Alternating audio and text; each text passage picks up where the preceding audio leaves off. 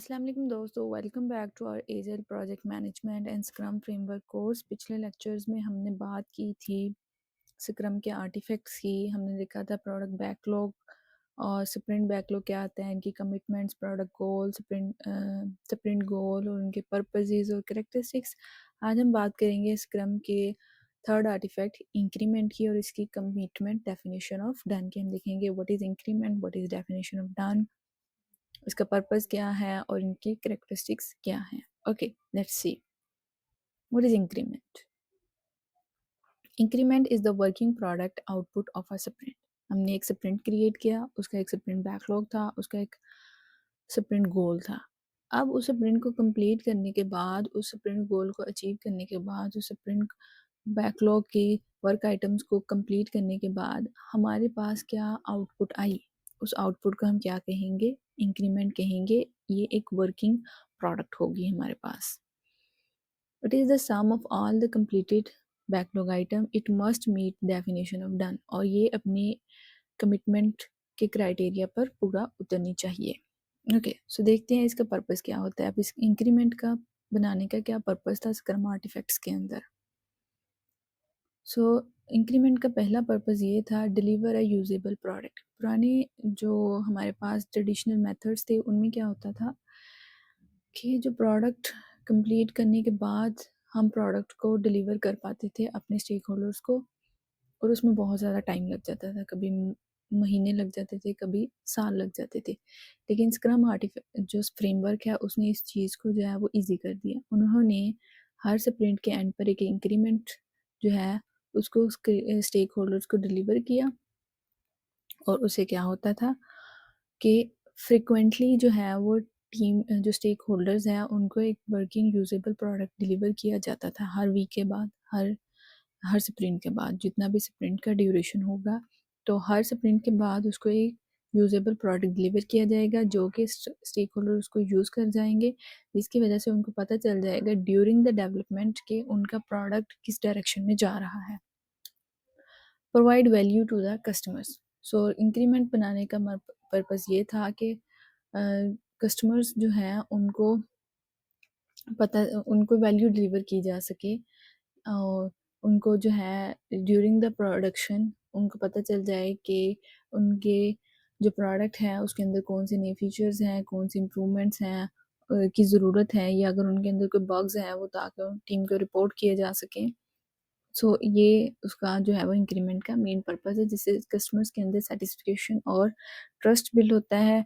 जो क्लाइंट्स होते हैं हमारे, उनको पता चल जाता है कि बाकी जो उन्होंने कॉन्ट्रैक्ट किया है हमारे साथ, कोई प्रोडक्ट बिल्ड करने के लिए दी है, उसमें इतना जो है वो प्रोडक्ट बन चुका है, उसको यूज़ कर लेंगे तो उससे टीम और कस्टमर्स के दरमियान जो है वो ट्रस्ट बिल्ड होगा। Demonstrate progress, yes.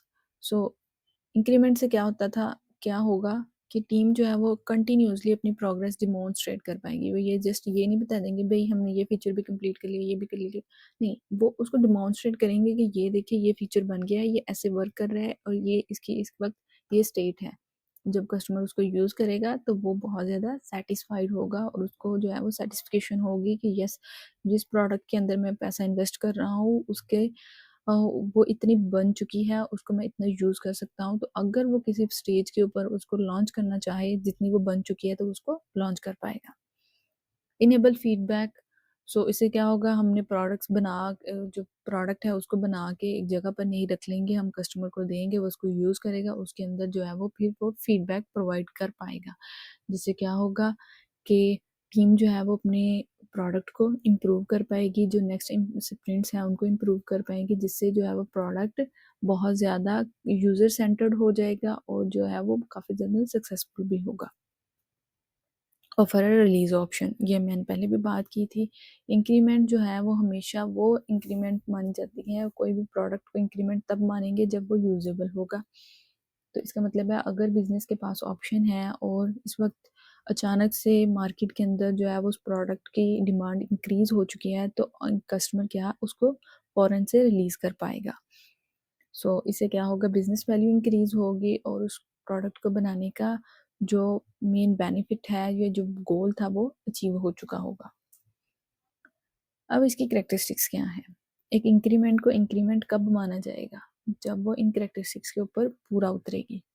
Usable and working, increment तभी इंक्रीमेंट कंसिडर होगी जब वो यूजेबल हो और फुली वर्किंग हो।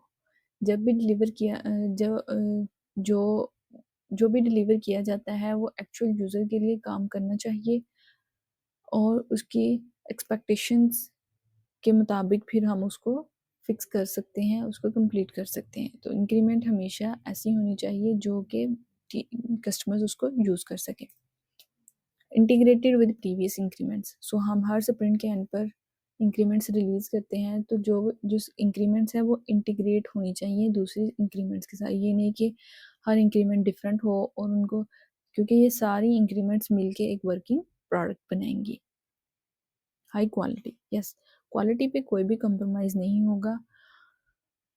इंक्रीमेंट्स हमेशा हाई क्वालिटी स्टैंडर्ड्स को फॉलो करने चाहिए और इनमें कोई भी ऐसा हाफ डन या जो है वो इन प्रोग्रेस फीचर नहीं ऐड किया जाएगा। क्वालिटी इंश्योर करना बहुत ज़्यादा ज़रूरी होता है, इससे जो है वो टेक्निकल डेट जो है वो इंक्रीज़ नहीं होता और प्रोडक्ट जो है वो हमेशा लॉन्ग टर्म रिलायबल रहते हैं।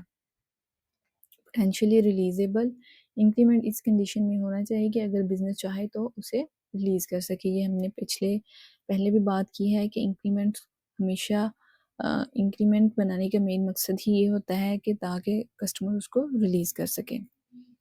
Meets definition of done, increment तभी वैलिड माना जाएगा जब वो अपनी क्राइटेरिया यानी डीओडी को फुली मीट करता हो। अगर डीओडी कंप्लीट नहीं है तो इंक्रीमेंट कभी भी इंक्रीमेंट कंसिडर नहीं की जाएगी, क्योंकि डेफिनेशन ऑफ डन क्वालिटी, कंप्लीटमेंट और यूजेबिलिटी की गारंटी प्रोवाइड करता है। ओके, सो ये थे इंक्रीमेंट। अब हम देखते हैं व्हाट इज डीओडी। आपने काफ़ी सुना होगा डीओडी का, जो लोग स्क्रम फ्रेमवर्क से स्क्रम फ्रेमवर्क को जिन्होंने अंडरस्टैंड करते हैं या जिन्होंने स्क्रम फ्रेमवर्क के बारे में सुना है, तो डीओडी का जो कंसेप्ट है वो बहुत ज़्यादा जो है वो पॉपुलर है। वर्क इंक्रीमेंट, जितने भी वर्क आइटम्स होते हैं, हर वर्क आइटम, हर यूजर स्टोरी, हर एपिक का एक डीओडी होता है। तो डीओडी क्या होता है? DoD is a shared quality standard. ये एक स्टैंडर्ड होता है जिसके ऊपर कोई भी वर्क आइटम है उसको पूरा उतरना चाहिए। एक वर्क आइटम हमने कंप्लीट किया है तो उसका जो एक्सेप्टेंस क्राइटेरिया है उसको डीओडी कहा जाता है और ये बहुत ज़्यादा स्ट्रिक्ट होता है। और वर्क आइटम्स कभी भी कंप्लीट कंसीडर नहीं की जाएगी अगर वो इस डीओडी को ऊपर पूरा नहीं उतरती। Without DoD an increment is not valid. So DoD का पर्पस क्या है?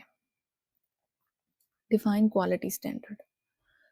So definition of done team को ये क्लियरली बताता है कि एक्सेप्टेबल क्वालिटी क्या है और जो वर्क आइटम्स हैं वो कब कंप्लीट माने जाएंगे, जिससे क्या होता है कि लो क्वालिटी डिलीवरेबल्स अवॉइड की जा सकती हैं और स्प्रिंट में जो टीम होती है उसको एक बेंचमार्क मिल जाता है जिसके अगेंस्ट उन्होंने वर्क करना होता है, जिसको उन्होंने फॉलो करना होता है।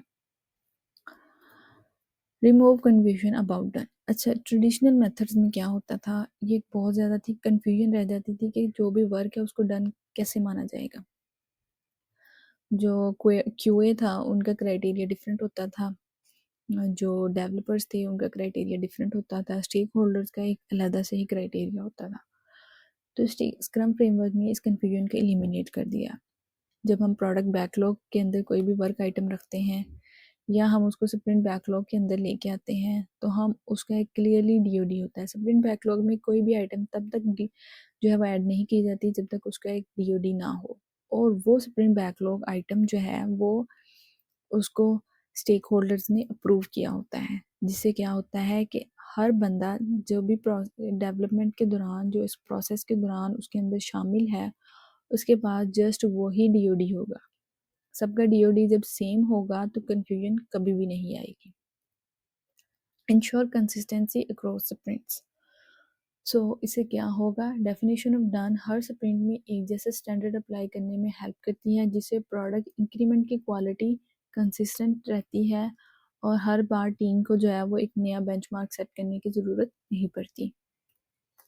गारंटी रिलीजेबल इंक्रीमेंट, जब डीओडी को पूरा किया, जब डीओडी पर टीम जो है वो पूरा उतरेगी तो हर इंक्रीमेंट जो है वो रिलीजेबल होगा। ये इसकी गारंटी को इंश्योर करता है।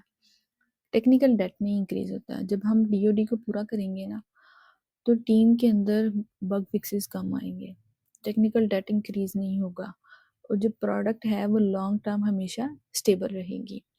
सो ये था main purpose definition of done का। नेक्स्ट हम देखते हैं इसकी कैरेक्टरिस्टिक्स क्या हैं। Clear and documented.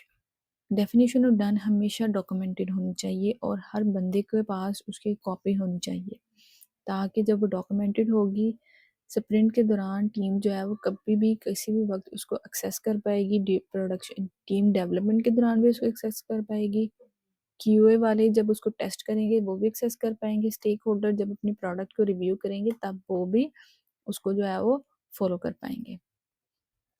Shared understanding across the team.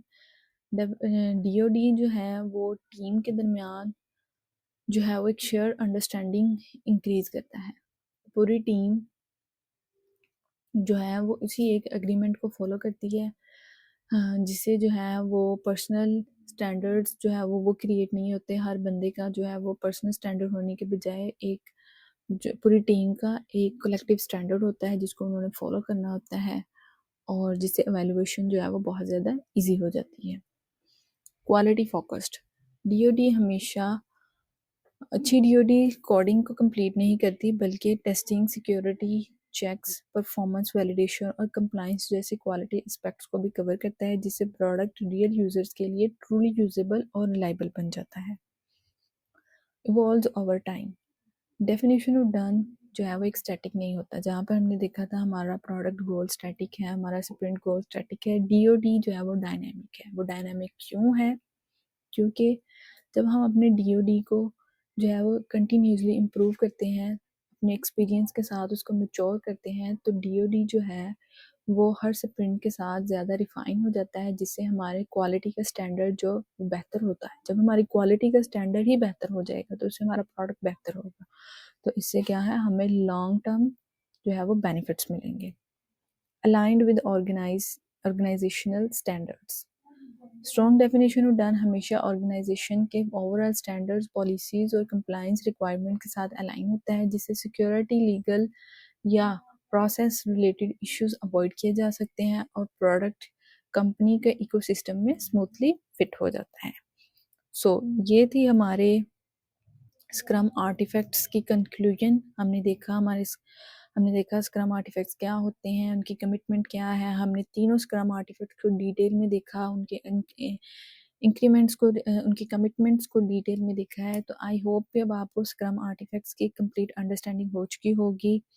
So next lecture में हम देखेंगे स्क्रम के ये लास्ट लेक्चर्स होंगे। हम देखेंगे कि प्रोडक्ट बैकलॉग जो है, अब हमने देख लिया है प्रोडक्ट बैकलॉग क्या है, तो उसको कैसे क्रिएट किया जाता है और उसको कैसे मैनेज किया जाता है। सो मिलते हैं नेक्स्ट लेक्चर में, तब तक के लिए अल्लाह हाफिज़।